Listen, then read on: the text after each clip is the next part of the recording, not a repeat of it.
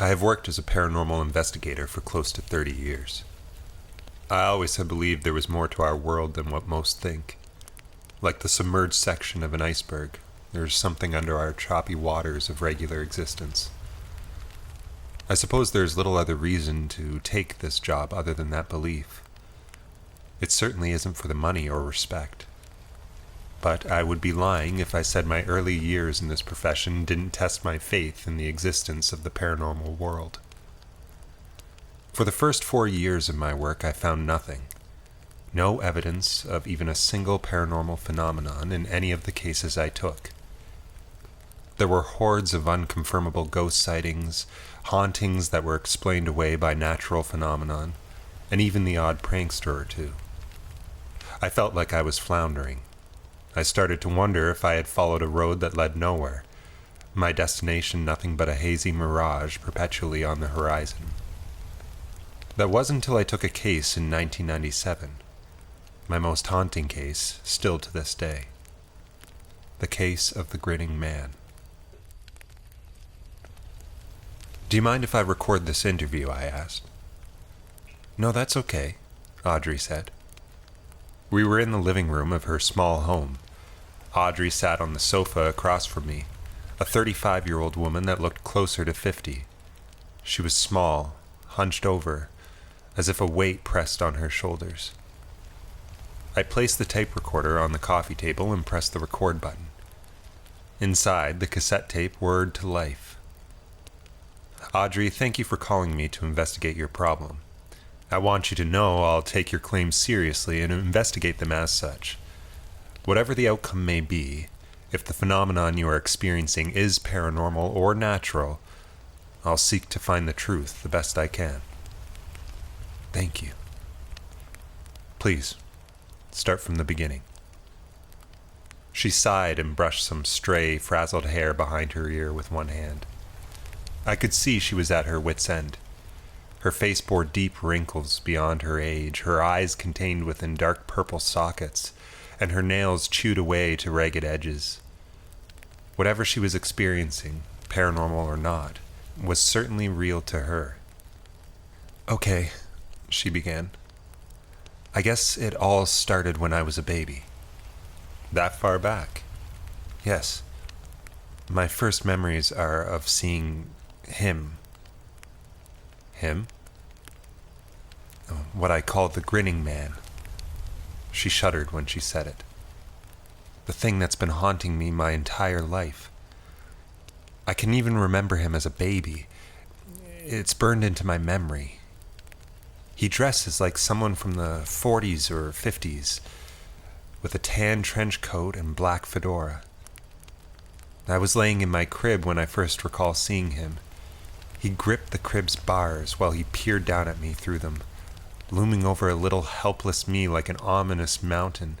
Just thinking of it turns my stomach." "And he was grinning at you?" "Yes, like he always is." Have you ever heard people describe a psychopath's grin? Where their smile is there and looks friendly enough, but if you look closely, you can see their eyes hold nothing. I think I understand. His smile is like that. It's like he has reptilian eyes, unfeeling, cold, predatory, evil. Oh, it must have had quite an impact on you, considering you remember it from that far back. Has he been cropping up your entire life?" "Yes. It's sporadic. Sometimes I'll go years without seeing him. Other times I'll see him multiple times a month." "What's a typical encounter like?" "Well, he'll appear out of nowhere. Then he stands as still as a statue and watches me with that sick grin of his plastered on his face. He could show up anywhere at any time. Among the trees as I walk through the park, from a random house's window as I walk down the street, the shadows of my own home when I get a glass of water in the middle of the night." "Does this entity ever say or do anything?" "No. Always silent. Always unmoving. Just tracking me with his eyes.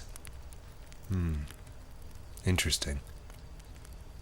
Do you ever feel anything when you see this entity? Yes.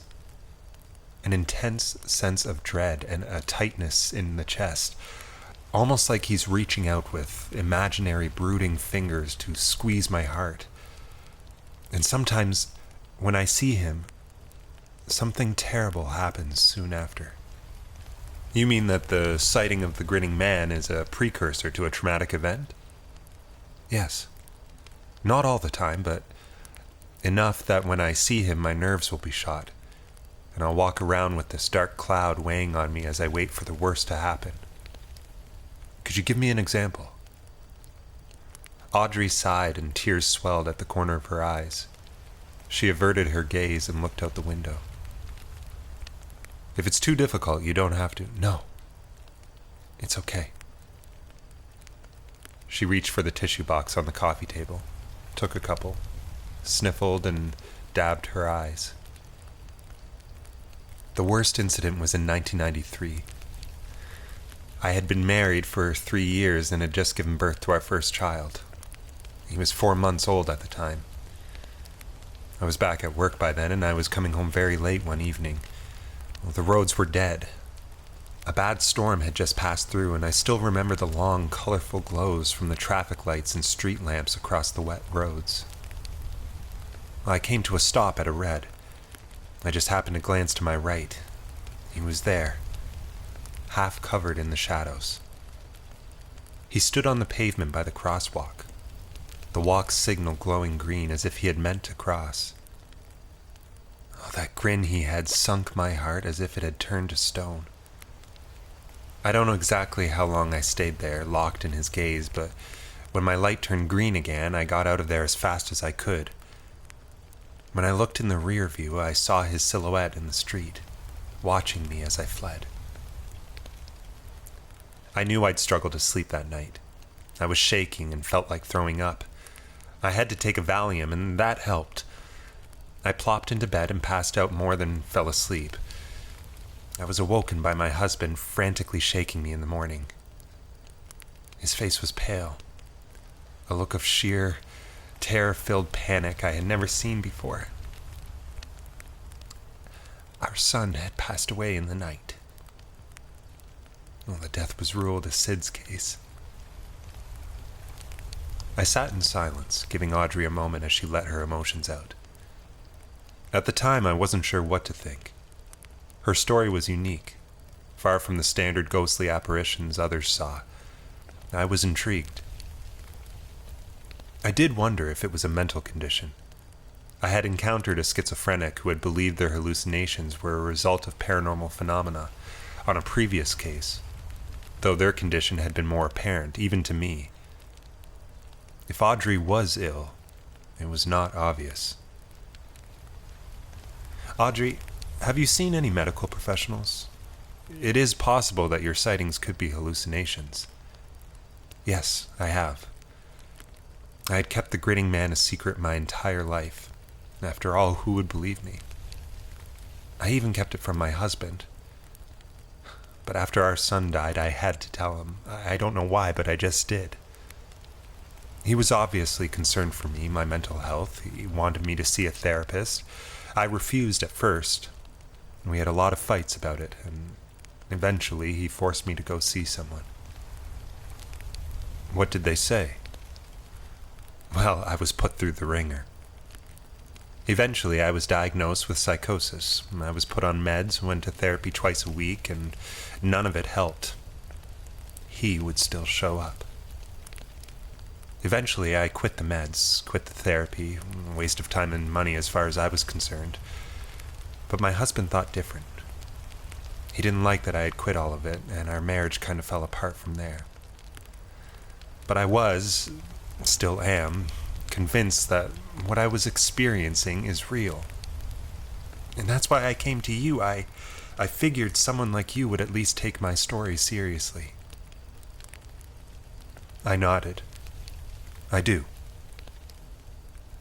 And there's another reason I sought you out. Please. Well, I need help. I've been seeing the Grinning Man a lot more lately. He's been appearing more frequently than ever before. How often? Every few nights for the past 2 or 3 months. He only shows up at night now, usually outside my bedroom window, and I did see him in the hallway last week. I never used to sleep with my bedroom door closed, but I do now. I don't know if I can take it much longer. My nerves are shot. Dread suffocates my chest all the time. I think something terrible is going to happen soon. I'm scared of what he might do to me. But you can prove it, right? You can prove he's real. You can help me get rid of it, right? I'll try, Audrey. I'll try. After the interview, I tested her home for electromagnetic fields. Strong EMFs can often be responsible for hallucinations of apparitions, or that creepy feeling that elicits goosebumps on the back of your neck. It often causes people to believe that they are experiencing a haunting. In reality, it's usually just poor electrical wiring, or old and dirty wall sockets bleeding electricity into the environment. Those EMFs can mess with people's senses. Though Audrey's sightings of the Grinning Man were not tied to a particular location, I figured EMFs may be responsible for her latest string of sightings that occurred primarily in her bedroom. But after a sweep of the house, I detected nothing abnormal. I then set up a camera on a tripod in her bedroom. I sat beside the head of the bed and had a complete shot of her room, including the window on the opposite wall, and the door on the right that led into the hallway. Both places she had seen the Grinning Man previously. I showed her how to record and instructed her to do so when she went to bed. I also gave her a nightlight to plug into an outlet, so the camera could see. Night vision and thermal imaging cameras were well out of my budget back then. I swung by her house the next 2 mornings to collect and review the tape. Those nights were uneventful. On the 3rd night, I got a frenzied call from Audrey. The ringing jarred me awake. The clock on my nightstand read 2:08 a.m. I trudged to the phone, and as soon as I answered, Audrey's frantic voice came over the line. "He was here," she cried. "He was here. He tried to hurt me." I arrived at Audrey's a little over half an hour later. She paced back and forth in the living room, a neglected cigarette burning in her hand, the ash tip growing long and pale as bone. She muttered one thing over and over: "No escape, no escape, no escape." It took a minute to calm her down. At first, she looked right through me as if I weren't there, her eyes distant and fear-stricken, as she continued to mutter, "Can't escape," until the words burned in my ears. I eventually ushered her into the kitchen and sat her down. I found some cocoa in the cupboards and made a warm cup. It seemed to help a little. Her trembling stopped. "I'm going to watch the tape," I said. "Do you want to watch it with me?" She shook her head adamantly. She waited in the kitchen while I watched. She had a VCR player hooked up to a CRT television in her living room. I sat on the edge of the coffee table, rather than the sofa, for a closer view. I inserted the tape, and the TV came to life, with a view of Audrey's room, bathed in dim orange from the nightlight, and the window at the far end shined with a pale glow from the moon. The footage wasn't great, being comparatively rudimentary for what we have today. The picture quality was grainy and sometimes wavered in the way those VCR tapes did, but it was enough to see what I needed to. I fast-forwarded the tape until the text on the bottom right corner read 1:30 a.m. I sat with a pen and notepad in hand, and I still have my notes from what I saw on that tape. 1:30 a.m. Audrey asleep in bed. Nothing untoward. 1:35 a.m. Audrey becoming visibly restless, flipping and turning violently in her sleep. 1:38 a.m.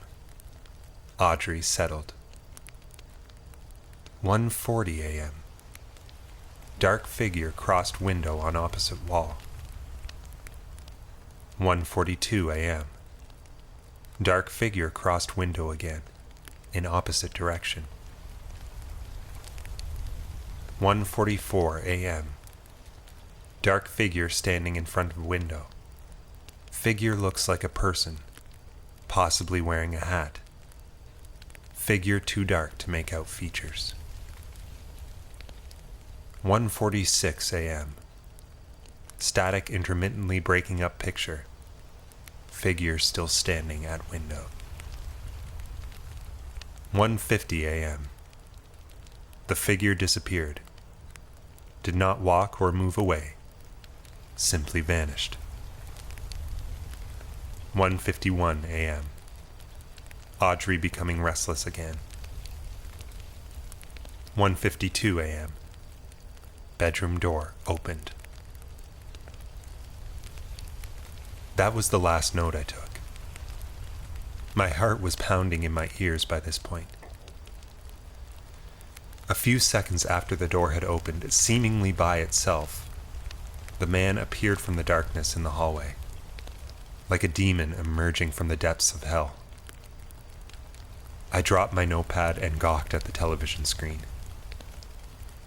Even through the grainy footage and the worsening bursts of static, I could make out the grin plastered across the figure's face. The Grinning Man. The nightlight suddenly went out and the screen went black. It took a few moments for the lens to adjust to the dimmer moonlight coming through the window. And when it did, the Grinning Man was a dark silhouette just inside the doorway. I stood and approached the television, bent over at the waist, face inches from the screen to get a closer look. The tape wavered badly, making everything unrecognizable. When the picture cleared, the Grinning Man had teleported from the doorway to the bedside, just in front of the camera. He peered down at Audrey. My heartbeat thumped steadily in my ears. The picture wavered again, for longer. When it steadied, the Grinning Man had his arms extended downward, towards Audrey. She was now kicking and thrashing in bed, the Grinning Man's hands appearing to be clasped around her throat. The blanket was flung from the bed suddenly, a big dark cloud moving across the screen. Audrey thrashed, and the Grinning Man held on. The moonlight glanced off his teeth, making that diabolical grin a glimmering silver blemish at the base of his darkened face. Like his grin, his eyes shined palely with manic glee. A prolonged burst of static. I let out a breath I didn't know I was holding. The picture came back. The nightlight was on, and Audrey sat upright in bed, grasping at her neck. The Grinning Man was gone. I felt something in the air then, heavy like humidity, a powerful feeling that pervaded the house, a feeling of anger. The VCR tape paused by itself, then began to rewind.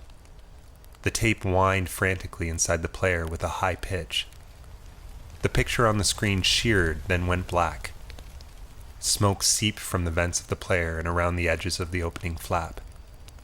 I mashed the eject button, hoping to save the tape, but the crinkling noise that sounded like crumpling cellophane left me with little confidence. The flap turned back and the tape flew out as if shot from a cannon. The mess of cracked casing and weighted, tangled tape hit me in the chest and fell to the floor. The television flew off the cabinet suddenly, pushed from an unseen force, and landed before my feet, with the screen shattering. Audrey came in from the kitchen alarmed. She glanced at the TV laying busted on the floor, then at the tape next to it, and then at me. What happened? He's real, I said, breathlessly. I saw it. On the tape. He's real. Perhaps it was foolish to believe simply leaving the home would have helped, but it was the only thing I could think to do. I took Audrey to a nearby motel and booked us into neighboring rooms.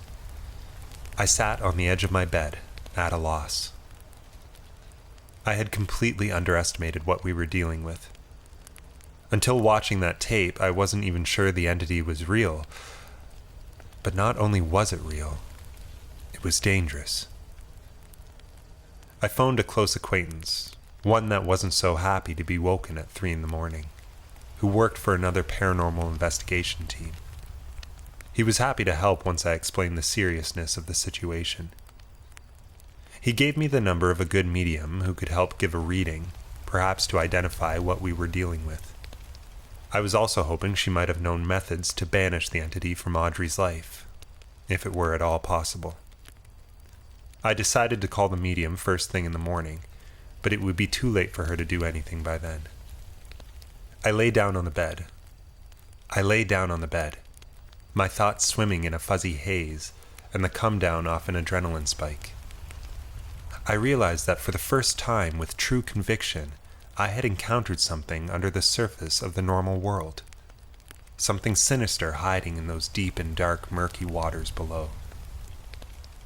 You can live your life pretending that world is not real. Many do.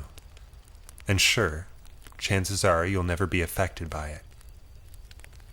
But you should know, that world is real. And it's there, lurking in the darkest shadows around us. With some difficulty, I eventually fell asleep. The short doze from 3 to dawn was restless. I had a nightmare I was drowning in black sludge, as dark as the starless night sky above me. My arms and legs struggled through thick and oily liquid as I fought to keep my head above the surface. My breath cut short and my chest squeezed tight. Panic flooded in through every pore in my body as the presence of evil pricked my skin, and then darkness.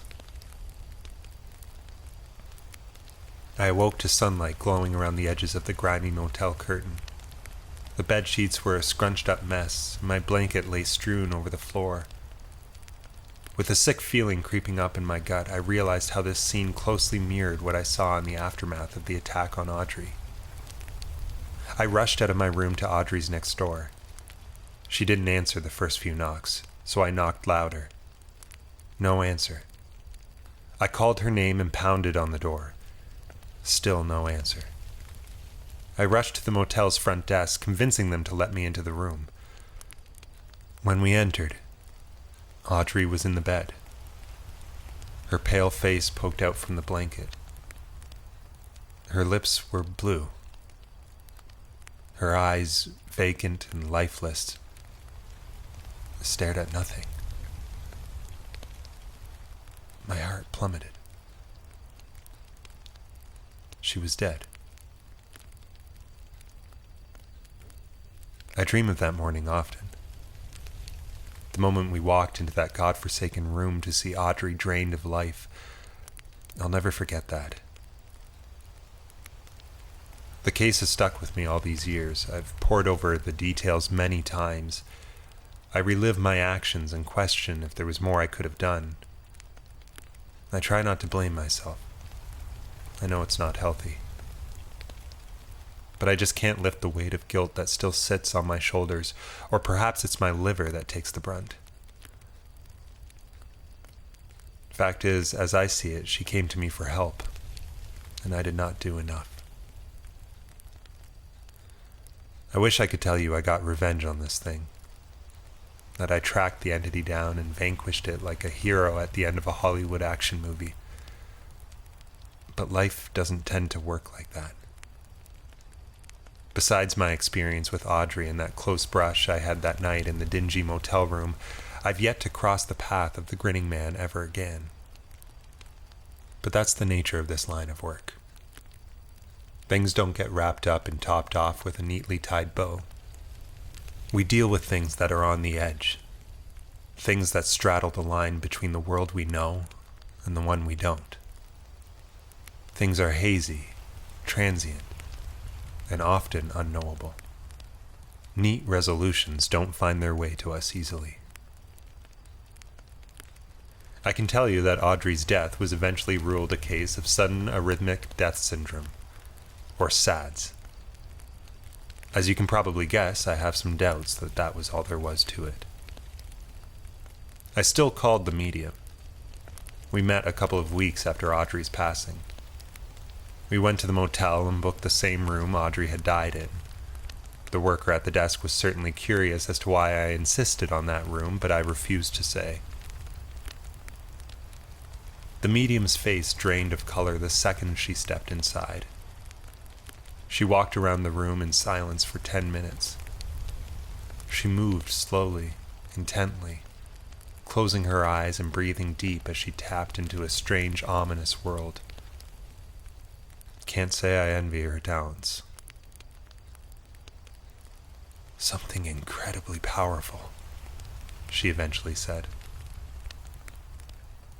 It's not here now, but I can still feel its vestiges.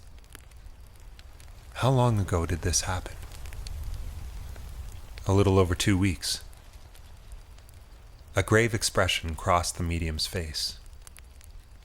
Yes, very powerful.